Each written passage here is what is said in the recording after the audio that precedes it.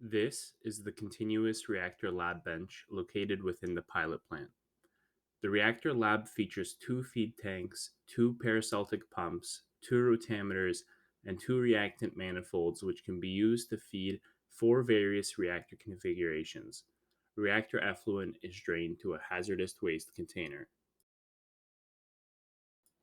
Water or sodium hydroxide solution can be stored within the 15-gallon agitated feed tank shown here. This feed tank supplies a peristaltic pump. Pictured here is one of two peristaltic pumps.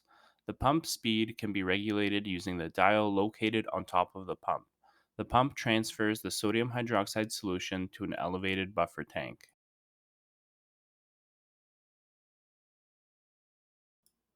The elevated buffer tank is pictured here.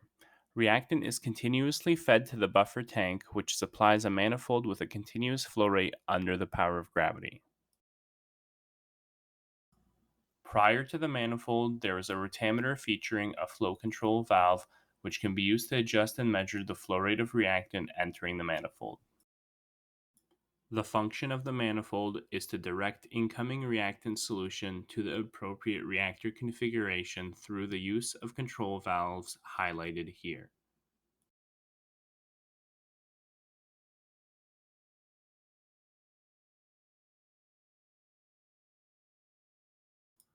A similar configuration is used to feed the second reactant, ethyl acetate, to the desired reactor.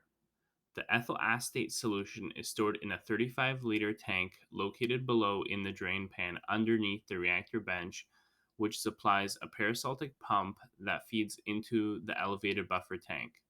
The buffer tank supplies a secondary manifold to divert flow to the desired reactor. A rotameter and a flow control valve is available to control and measure the flow rate entering the secondary manifold. Pictured here are the four possible reactor configurations. R1 features two 0.4-liter CSTR reactors in series.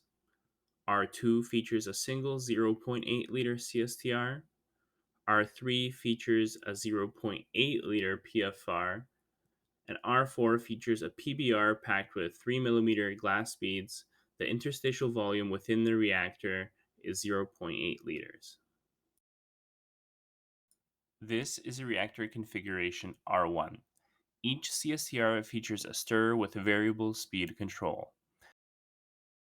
There are two inlets on the first reactor originating from each manifold shown prior.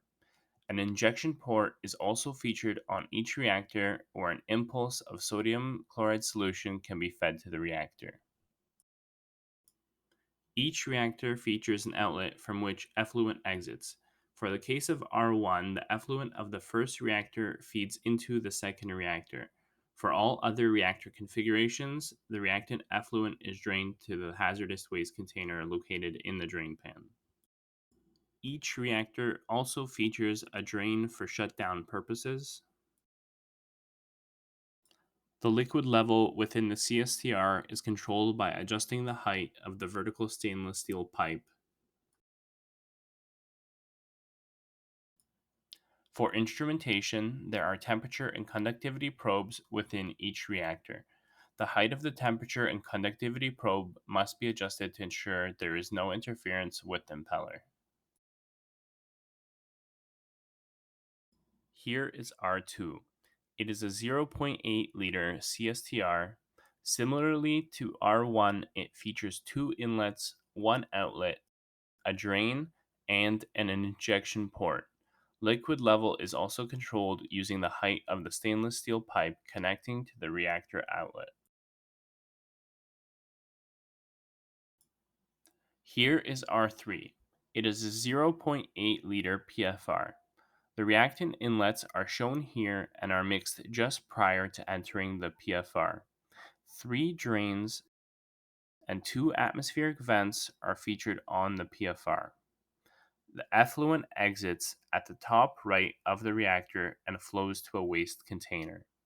Additionally, R3 offers an injection port at the inlet of the reactor. R4 is a linear PBR with an interstitial volume of 0.8 liters. The reactant inlets are located at the bottom and are mixed just prior to entering the reactor. The reactants flow upwards through the reactor and exit at the top, draining to a waste container. Pictured here is the control panel from which you will start and stop data recording to your USB drive. Two conductometers are located here from which the conductivity and temperature measurements can be observed and recorded.